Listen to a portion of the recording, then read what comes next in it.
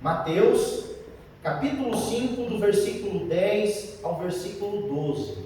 Diz assim a leitura do texto: Bem-aventurados os perseguidos por causa da justiça, porque deles é o reino dos céus. Bem-aventurados são vocês quando por minha causa os insultarem, os perseguirem e mentindo disserem todo o mal contra vocês. Alegrem-se e exultem, porque é grande a sua recompensa nos céus, pois assim perseguiram os profetas que viveram antes de vocês. Amém? Senhor Jesus, nós estamos aqui diante da Tua Palavra. A Tua Palavra, meu Deus, ela é inerrante. A Tua Palavra é certeira. A Tua Palavra é eficaz e fiel. A Tua Palavra é eterna. Tudo passa, exceto a Tua Palavra. Meu Deus, na Tua Palavra estão contidos, Senhor Jesus, os segredos para a nossa vida. Para uma vida feliz, uma vida, Senhor Jesus, plena diante de Ti. E nós hoje temos a liberdade de estar, ó Deus, em um culto com a Tua Palavra aberta. Por isso pedimos que o Teu Espírito Santo traga cativo o nosso entendimento. Ó Deus, iluminando o nosso coração, ó Pai, para que nós entendamos a Tua Palavra. Assim oramos no nome de Jesus. Amém. Bem-aventurados os perseguidos. Não faz sentido, né, irmãos? Jesus fala umas coisas assim que realmente você tem que estar alinhado com Ele para aquilo fazer sentido. Bem-aventurados são vocês quando perseguirem. Bem-aventurados são vocês quando mentirem ao vosso respeito. Bem-aventurados são vocês quando falarem todo o mal de vocês, quando inventarem histórias de vocês, fofocas, vocês serão bem-aventurados. Nós aprendemos que essa palavra bem-aventurados significa mais do que felizes. E Jesus está dizendo que mais do que felizes são os perseguidos. Durante todos esses últimos domingos, para ser exato, 8 domingos, eu venho falando na igreja sobre o Sermão do Monte, especificamente sobre as bem-aventuranças. Está tudo no YouTube, no canal Diego Talasca. Se você entrar lá, vai ter a introdução e todas as outras 7 bem-aventuranças de que Jesus Cristo nos ensina. Eu estive falando sobre essa felicidade a qual Jesus expõe aqui no texto. Essa felicidade que nos traz verdades expostas no texto. Que texto é esse? As bem-aventuranças. O sermão da montanha. E Jesus então traz verdades aqui para o nosso coração. Verdades essas que nós não podemos viver sem. Todo cristão deve ter o caráter apresentado aqui nas bem-aventuranças. E hoje, meus queridos irmãos, não mais importante nem menos importante, hoje nós vamos falar sobre a última bem-aventurança. Sobre a última bem-aventurança. E Jesus conclui então dizendo que bem-aventurados são os perseguidos. Bem-aventurados são os seus discípulos quando por causa dele, por causa de Jesus, fossem perseguidos. Alguém já disse que as beatitudes, elas são a própria autobiografia do Senhor Jesus Cristo. Irmãos, não conheço ninguém mais santo, mais manso, mais humilde de espírito, mais puro de coração, mais pacificador do que o próprio Senhor Jesus Cristo. Eu concordo com esse pensador que diz que as bem-aventuranças ou as beatitudes são uma autobiografia do Senhor Jesus Cristo. No Sermão do Monte, Jesus então apresenta para nós o reino de Deus. Esse é o objetivo de Mateus: mostrar Jesus como sendo o Filho do Deus vivo, o Messias prometido, o príncipe da paz. E Jesus então no Sermão do Monte nos apresenta ao mundo, não só aos seus apóstolos e aos seus discípulos, mas a nós também. Jesus apresenta a toda a humanidade o reino de Deus. E as bem-aventuranças nada mais são do que as características dos cidadãos desse reino. Ninguém vai entrar no céu se não tiver essas características no seu próprio caráter. Essas bem-aventuranças precisam florescer nas nossas vidas. As virtudes que Jesus exalta no Sermão do Monte são quase que exatamente opostos daquelas admiradas pelos gregos e pelos romanos da sua época. Quando nós olhamos para a nossa cultura, também continua sendo assim. O reino de Deus, comparado aos padrões humanos, aos padrões do mundo, está de ponta cabeça. É um reino invertido. Disse Donald Crowley: os valores do reino de Deus são opostos aos valores do mundo. Por isso tem um livro chamado O Reino de Ponta Cabeça, ao qual ele fala sobre as bem-aventuranças. E eu concordo com ele, meus queridos irmãos. O reino de Deus é um reino para o padrão do mundo, um reino que está de ponta cabeça, um reino que vai na contramão daquilo que o mundo acredita. Como eu disse, Jesus Cristo, ao pregar esse sermão, ele estava indo de encontro com tudo aquilo que os gregos e os romanos acreditavam. Jesus hoje vai de encontro com tudo aquilo que o mundo hoje atual acredita, porque para o mundo, felizes são os orgulhosos, os presunçosos, os cheios de si, mas para Deus não. Para Deus, mais do que felizes são os humildes de espírito. Para o mundo, felizes são os que estampam no rosto um sorriso falso, uma gargalhada falsa, mas para Deus não. Para Deus, felizes são aqueles que choram pelos seus pecados. Para o mundo, felizes são os violentos, os arrogantes, os nervosos, mas para Deus não. Para Deus, mais do que felizes são os mansos, aqueles que foram amansados pelo Senhor, que têm a sua força sob controle. Para o mundo, felizes são os malandros, aqueles que tiram vantagem em cima dos outros a qualquer custo, mas para Deus não. Para Deus, mais do que felizes são os justos. São os justos. Aqueles que têm uma necessidade básica por justiça, como sede e fome. Bem-aventurados são aqueles que têm fome e sede de justiça, porque serão saciados. Para o mundo, felizes são os rancorosos e vingativos. Mas Deus mostra que a realidade espiritual não é essa, e Ele diz que felizes são os misericordiosos. Para o mundo, felizes são os promíscuos, aqueles que bebem todas as taças dos prazeres, os hedonitas, que se preocupam só consigo mesmo. Mas para Deus não. Para Deus não. Deus diz que mais do que felizes são os puros, são os limpos de coração. Para o mundo, considera que os encrenqueiros são felizes, porém Deus não. Deus diz que eles são muito infelizes, e mais do que felizes são os pacificadores.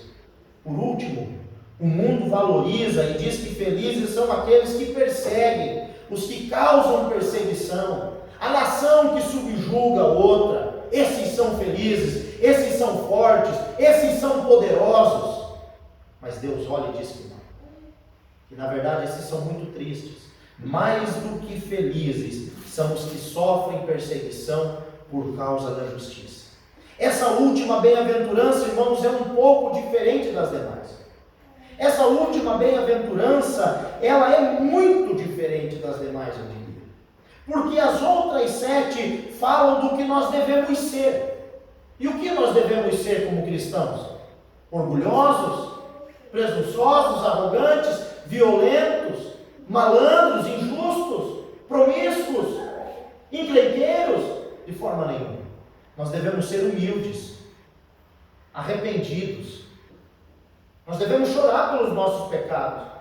Nós devemos ser mansos como Jesus foi manso. Venham e aprendam de mim, porque sou manso e humilde de coração. Nós devemos ser justos, misericordiosos, ter um coração limpo e pacificadores. Isso é o que nós devemos ser. Porém, esta última bem-aventurança fala do tratamento que haveremos de receber quando nós cumprirmos todas as outras 7. E sabe qual é o tratamento que nós vamos receber quando nós cumprirmos todas as outras 7 bem-aventuranças? Perseguição. Quando vocês forem perfeitos, Quando vocês forem humildes como Cristo é humilde. Quando vocês chorarem e se arrependerem dos seus pecados, quando vocês forem mansos, justos, misericordiosos, limpos de coração e pacificadores, o mundo não vai bater palma para vocês. Vocês não serão amados, não vai ter um pedestal e nenhum pódio para vocês lá fora. Muito pelo contrário. Jesus encerra o seu sermão dizendo: quando vocês cumprirem tudo isso aqui, vocês serão perseguidos. Perseguidos. E esse é o preço do Evangelho, do genuíno Evangelho. Não é ser aplaudido pelo mundo, mas sim perseguido por ele. A Bíblia afirma que, na verdade, todos os que querem viver piedosamente em Cristo Jesus serão perseguidos. Está lá em 2 Timóteo 3, versículo 12. O versículo 13 diz assim: mas os perversos e impostores irão de mal a pior, enganando e sendo enganados. Mas aqueles que querem viver uma vida piedosamente em Cristo Jesus serão perseguidos. Meus queridos, isso vai de encontro ao nosso ego. Isso mexe com a gente. O apóstolo Paulo diz que nos últimos dias se levantariam falsos mestres, e as pessoas não iam conseguir ouvir a sã doutrina, ia ter uma espécie de comichão, de coceira nos ouvidos. E quando nós falamos de arrependimento, quando nós falamos de santificação, às vezes as pessoas estão no banco e estão ali olhando, estão assistindo, mas por dentro aquilo causa uma revolta. E é isso, irmãos, a sã doutrina incomoda, a sã doutrina machuca, a sã doutrina fere não para nos matar, mas para tirar de nós a podridão, para tirar de nós, de dentro de nós, aquilo que não presta. E a verdade que Cristo fala para os seus discípulos na inauguração do seu reino é: quando vocês cumprirem tudo isso aqui, que é a prova de que o meu Espírito está em vocês, a recompensa de vocês aqui é serem perseguidos. Certa feita Jesus ensinava, e ele disse: olha, eu sou o pão vivo que desceu do céu, vocês precisam se alimentar de mim. E a multidão, ouvindo isso, disse: é muito duro o discurso. E começaram a se levantar e ir embora. Eu não sei o que os discípulos falaram, mas talvez ficaram incomodados com as pessoas levantando. E Jesus diz o texto que olha para os seus discípulos e diz: vocês também não querem ir junto com eles? Irmão, ser cristão não é fácil. Ser cristão não é brincadeira. Ser cristão é ser provado pela língua do mundo e ter gosto amargo. Agora, muitas pessoas não, infelizmente, estão sendo provadas pelo mundo, e o mundo tem lhes achado palatável. Quando nós vivemos o Evangelho, nós não seremos aceitos e aplaudidos pelo mundo, muito pelo contrário. Muito pelo contrário, e infelizmente, irmãos, são esses aplausos que alguns crentes têm buscado. Aplausos do mundo, aceitação do mundo, engajamento com o mundo. Irmãos, eu estou deixando de seguir no meu Instagram um monte de crente. Eu só posto besteira, só posto promiscuidade, só posto fotos sensualizando, buscando um engajamento com o mundo, buscando aplausos do mundo, trocando aquilo que deveria ser santo e sagrado por curtidas, e isso tem prejudicado tanto porque as pessoas estão buscando aplausos do mundo, aceitação do mundo. Quando nós levamos um estilo de vida nos padrões do reino de Deus, automaticamente nós somos rejeitados pelo mundo. Automaticamente. Porque o nosso padrão de vida não é excludente, mas ele revela. Ele revela a podridão do mundo. Hoje o simples fato de você dizer não, você já vai ser tirado do lado. Se você não ouvir toda a música que está todo mundo ouvindo, se você não ouvir a cantora que está em alta, se você não fizer aquilo que os outros estão fazendo, você vai sendo tirado de lado. Porque muitas pessoas acreditam, e eu vou falar daqui a pouquinho sobre isso, que a perseguição é só prisão. E não é. Nós estamos sofrendo uma perseguição ideológica muito grande. E bem-aventurados sois, quando por minha causa vos perseguirem. Isso não acontece, irmãos, porque o mundo nos odeia. Nós não somos perseguidos porque o mundo nos odeia, não. Sabe por que nós somos perseguidos? Porque o mundo odeia Jesus Cristo. O mundo se levanta contra tudo aquilo que é sagrado e objeto de culto. O mundo não odeia você por quem você é, mas porque cada vez que você cumpre uma dessas bem-aventuranças, você se parece mais com Jesus. E quanto mais parecido você for com Jesus, mais odiado você vai ser pelo mundo. Mais perseguido você vai ser pelo mundo. João 15, 18 e 19. Se o mundo odeia vocês, saibam que antes de odiar vocês, odiou a mim. Se vocês fossem do mundo, o mundo amaria o que era seu, mas vocês não são do mundo, pelo contrário. Eu dele os escolhi, e por isso o mundo vos odeia. Certa vez perguntaram para um pastor: pastor, se a igreja fosse mais perseguida, ela seria mais fiel? Se a igreja fosse mais perseguida, ela seria mais fiel? E esse pastor, com uma sabedoria tremenda, olhou para quem fez a pergunta e respondeu: não. Não, absolutamente não. Se a igreja for mais fiel, ela será perseguida. Se a igreja for mais fiel, ela vai ser perseguida. E nós estamos vivendo, irmãos, em um momento onde a igreja não está querendo ser fiel à sã doutrina.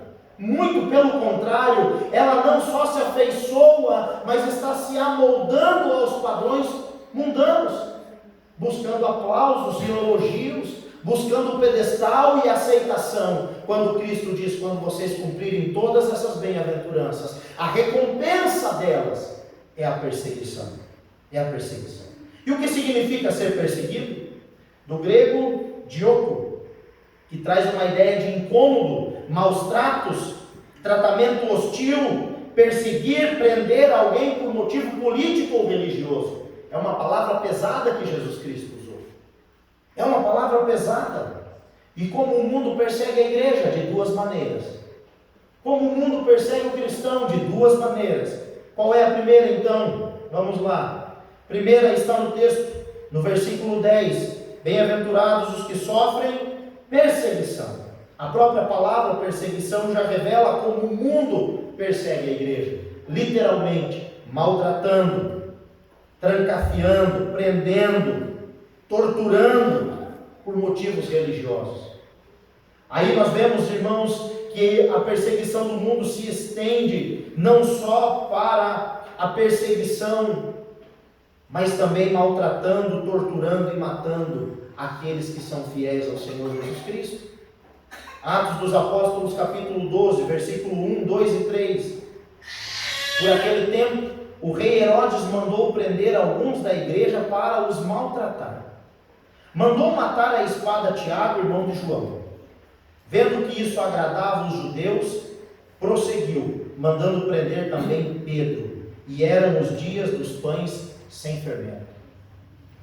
E aqui, meus irmãos, aquela ideia de que um é menos do que o outro, porque Deus libertou Pedro da prisão, mas Tiago foi degolado.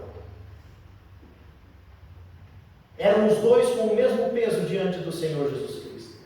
Os dois caminhavam com o Senhor Jesus Cristo. Os dois eram apóstolos do Senhor Jesus Cristo. Jesus Cristo tinha 12 apóstolos, mas tinha mais intimidade com 3. Quem eram os 3? Pedro, Tiago e João. E esse Tiago, a qual Jesus Cristo tinha intimidade com ele, foi preso por causa do nome de Jesus, mas Deus não o libertou da prisão. E Tiago foi degolado, diz o texto, morto ao fio da espada. Mas Pedro, Deus libertou da prisão. Nós precisamos confiar, meus queridos irmãos, na provisão soberana de Deus.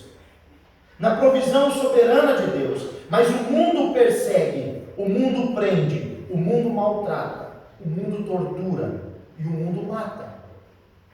Hoje ainda em países muçulmanos cristãos enfrentam pena de morte.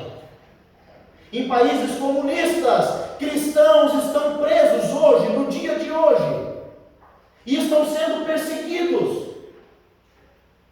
O mundo persegue os cristãos.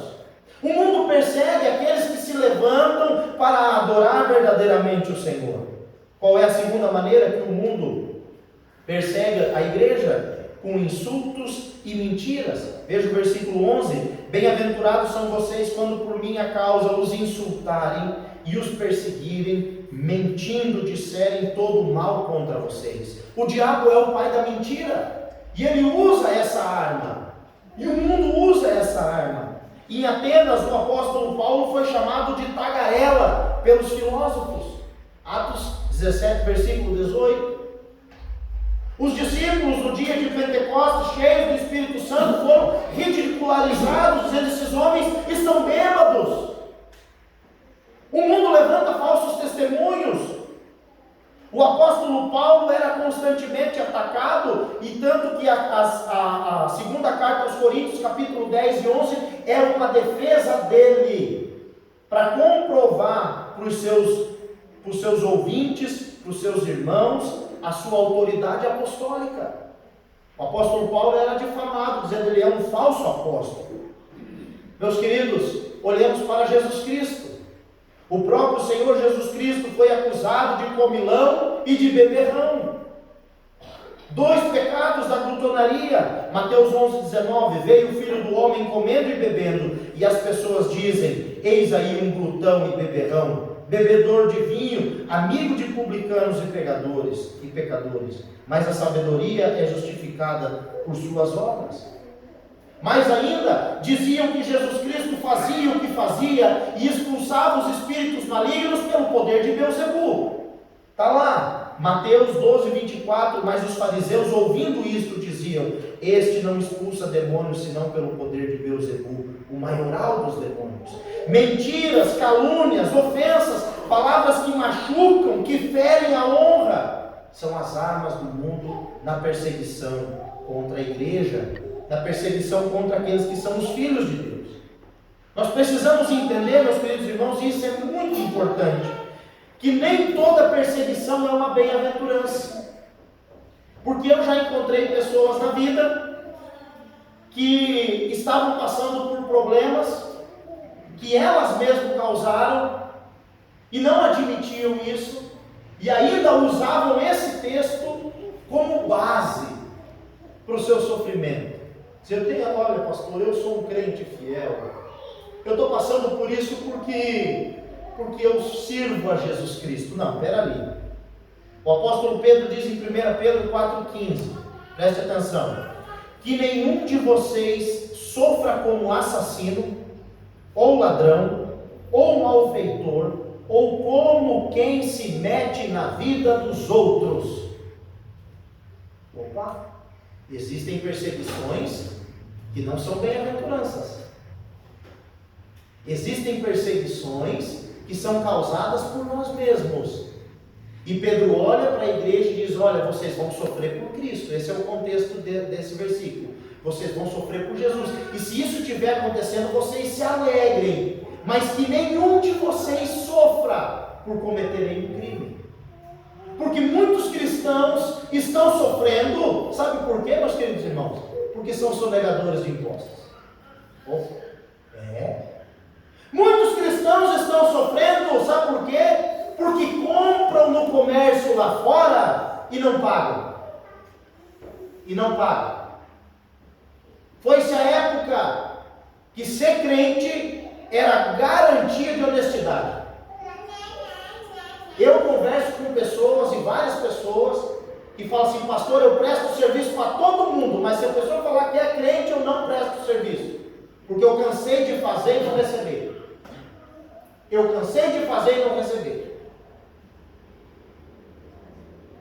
Está cheio de pessoas aí fora sofrendo por causa da sua própria língua. Diz lá Provérbios capítulo 18, versículo 7, a boca do tolo é a sua própria destruição, e os seus lábios são uma armadilha para a sua própria alma. Está cheio de gente sofrendo no casamento, sabe por quê? Porque não deu ouvidos quando o pastor disse, ou a própria Bíblia disse, olha, não se põe em julgo desigual. O que tem a ver o crente com o não crente? O que tem a ver as trevas com a luz? O que tem a ver as obras de Cristo e as obras do diabo? Aí a jovem ou o jovem quer casar, vai lá e se apaixona logo por uma pessoa que não é da igreja, que está acostumada em sair, ir para festa, churrasco com os amigos, jogo de bola. Você acha, minha irmã, até nos primeiros meses aí de casamento, pode até ser as primeiras semanas, mas depois você não traz o seu marido para a igreja, eu duvido, você vai sofrer. E eu não estou falando isso, não estou profetizando na sua vida, eu estou falando algo que é certo, você vai sofrer, vai sofrer.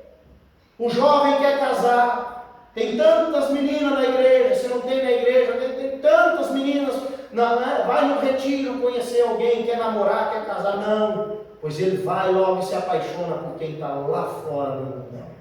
E aí se arrebenta. E aí vive, pastor, é a minha cruz. Não, não é sua cruz, não. Isso não tem nada a ver com cruz. Cruz é ser cristão, é carregar o evangelho, é ser perseguido por ter as marcas de Jesus. Essa perseguição na sua vida você mesmo causou, não é uma bem-aventurança. Você mesmo puxou para si.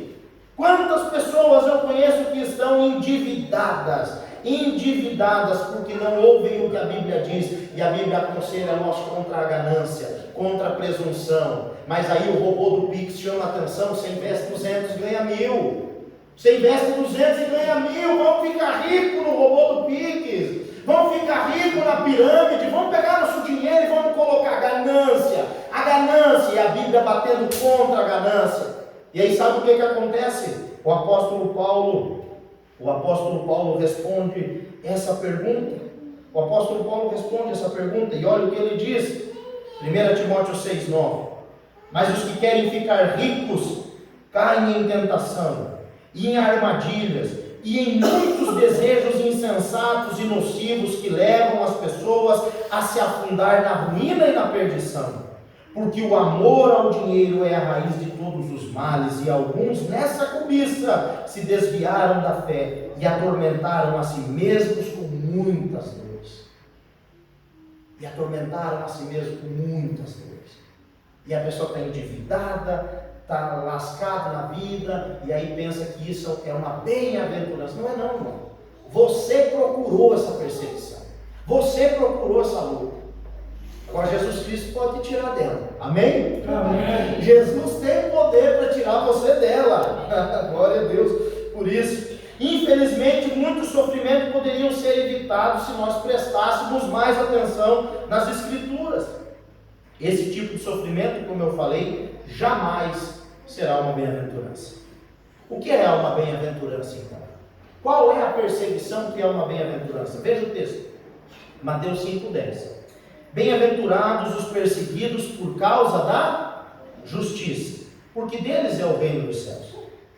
Bem-aventurados são vocês quando por minha causa os insultarem e os perseguirem, e mentindo disserem todo o mal contra vocês.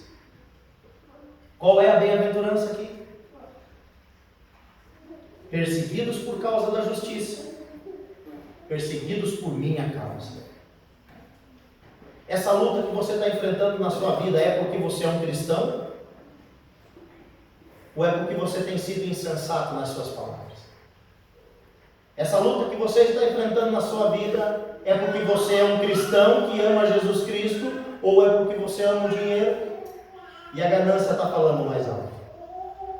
Essa luta que você está enfrentando na sua vida, ela veio até você porque você é um cristão, ou porque você escolheu alguns caminhos para seguir? Porque se essa luta for porque você é um cristão, porque você exala o cheiro suave de Cristo, porque você traz no seu corpo, como disse o apóstolo Paulo, as marcas de Cristo, meus parabéns, irmão. se alegre, festeje, porque você é um bem-aventurado. Você é um bem-aventurado. O apóstolo Pedro disse, 1 Pedro 4, versículo 14: se são insultados por causa do nome de Cristo, vocês são bem-aventurados, porque o Espírito da glória, que é o Espírito de Deus, repousa em vocês. Se vocês são insultados, se vocês são perseguidos por causa de Cristo, se alegrem, porque essa é a comprovação de que o Espírito Santo está em vocês. Não se deve, meus irmãos, falhar em observar que aqueles que sofrem perseguição por causa da justiça são bem-aventurados, é o que o texto diz. E quando perseguido por causa de Cristo, o cristão deve se alegrar. O cristão deve se alegrar. Jesus Cristo vai citar então no versículo 12 o exemplo dos profetas do Antigo Testamento. Você já parou para analisar como esses homens suportaram a perseguição? Eles suportaram grande perseguição por amor ao nome ao Senhor. Eles não eram movidos de nenhum tipo de orgulho ou de sentimento de vingança, porque eles sabiam que a vingança pertence ao Senhor, nem nenhum tipo de autocomiseração. Eles não ficavam se lamentando pela perseguição. Todos eles se mantiveram firmes e fiéis, e os nomes deles estão na sua Bíblia, em Hebreus capítulo 11, na galeria dos heróis da fé. E Deus, ao se referir deles, diz: extinguiram a violência do fogo, escaparam de ser mortos à espada, da fraqueza tiraram força, fizeram-se poderosos na guerra, puseram em fuga exércitos estrangeiros. Mulheres receberam pela ressurreição os seus mortos, alguns foram torturados, não aceitando o seu resgate, para obterem superior ressurreição.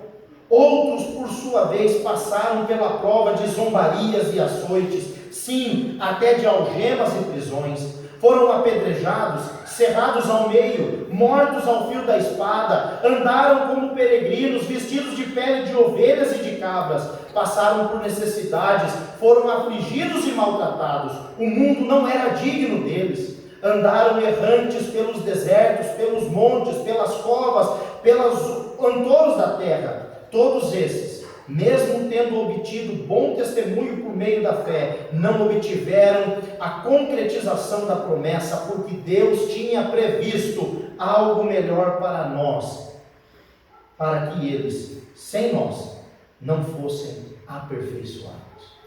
Esses homens sofreram tudo isso que eu li, e não alcançaram a promessa, mas eu e você alcançamos essa promessa, que é o Senhor Jesus Cristo. Ser aceito pelo paladar do mundo é algo moderno. Os cristãos primitivos não pensavam nisso. Eles combatiam essa ideia, como diz o texto. Alguns deles recusaram o resgate para receber uma ressurreição melhor. Irmãos, eu me emociono todas as vezes que eu lembro de Atos capítulo 5, do versículo 40 ao 42. Eu quero que você preste atenção na leitura desse texto. Então chamaram os apóstolos e os açoitaram, e ordenando-lhes que não falassem no nome de Jesus, os soltaram. E eles se retiraram do sinédrio muito alegres, por terem sido considerados dignos de sofrer afrontas por esse nome. E todos os dias no templo e de casa em casa não cessavam de ensinar e pregar que Jesus é o Cristo. Aqueles homens, depois de apanhar, eles saíram, não saíram chorando. Eles não saíram chorando.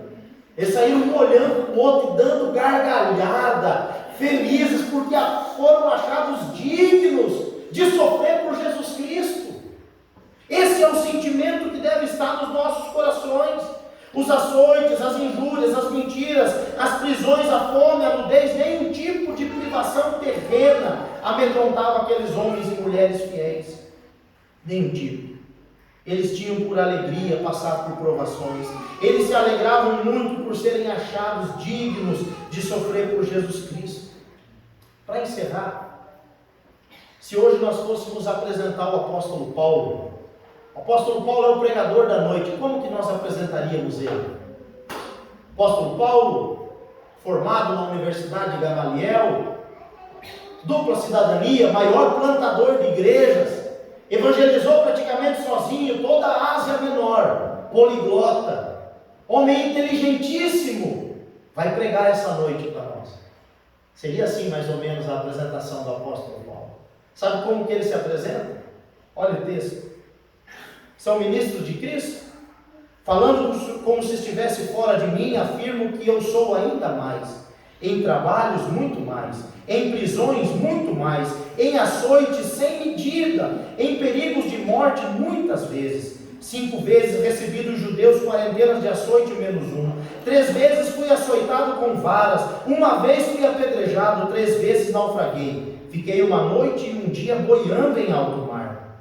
Em viagens, muitas vezes. Em perigos de rios. Em perigos de assaltantes. Em perigos entre patrícios, em perigo entre gentios, em perigo na cidade, em perigos no deserto, em perigos no mar, em perigos entre falsos irmãos, em trabalhos e fadiga, em vigílias, muitas vezes, em fome e sede, e em jejum, muitas vezes, em frio e em nudez. Além das coisas exteriores, ainda pesa sobre mim diariamente a preocupação com toda a igreja. E para que eu não ficasse orgulhoso com a grandeza das revelações, foi-me posto um espinho na carne, mensageiro de Satanás, para me esbofetear, a fim de que eu não me exalte. 3 vezes pedi ao Senhor que o afaste de mim. Então ele me disse: a minha graça te basta, porque o poder se aperfeiçoa na fraqueza. De boa vontade, pois, mais me gloriarei nas fraquezas, para que sobre mim repouse o poder de Cristo. Por isso, eu sinto prazer nas fraquezas, nos insultos, nas privações, nas perseguições, nas angústias por amor de Cristo, porque quando sou fraco, então é que eu sou forte. Amém. Você já pensou o apóstolo Paulo apresentando o seu currículo? Ele não está nem um pouco interessado, com a sua teologia. Esse homem vem dizer: eu sofro por amor de Jesus Cristo. Eu sou achado digno de ser feito objeto de chacota por amor de Cristo. Qual é então, irmãos, a promessa? Qual é a promessa? Bem-aventurados os perseguidos por causa da justiça, porque deles é o reino dos céus. É interessante que Jesus encerra o seu sermão com a mesma promessa que ele iniciou o seu sermão. Jesus fala que o reino dos céus é dos humildes de espírito. E agora Jesus mais uma vez fala: o reino dos céus é dos perseguidos, porque deles é o reino. Não existe possibilidade nenhuma de perda. Deles é o reino dos céus. A perseguição, irmãos, pode nos tirar muitas coisas. Pode nos tirar a liberdade, pode nos tirar patrimônio, pode nos tirar até a própria vida. Mas em hipótese alguma, arrancará de nós o reino dos céus. Amém. Bem-aventurados os perseguidos por causa da justiça, porque deles é o reino dos céus. Bem-aventurados são vocês, quando por minha causa os insultarem e os perseguirem, e mentindo disserem todo o mal contra vocês. Alegrem-se e exultem, porque é grande a sua recompensa nos céus, pois assim perseguiram os profetas e os que viveram antes de vocês. Senhor Jesus, nós te louvamos, nós te agradecemos e nós bendizemos o teu nome, Pai, porque sabemos que tu és o nosso Deus. Ó Deus, que nós venhamos, ó Pai, ser achados dignos, ó Deus, de servir ao Senhor com integridade. Ó Pai, que essas marcas das bem-aventuranças venham existir na nossa vida, Pai. Faz essa obra em nós, Senhor. Assim nós oramos no nome santo e precioso de Jesus. Amém. Amém.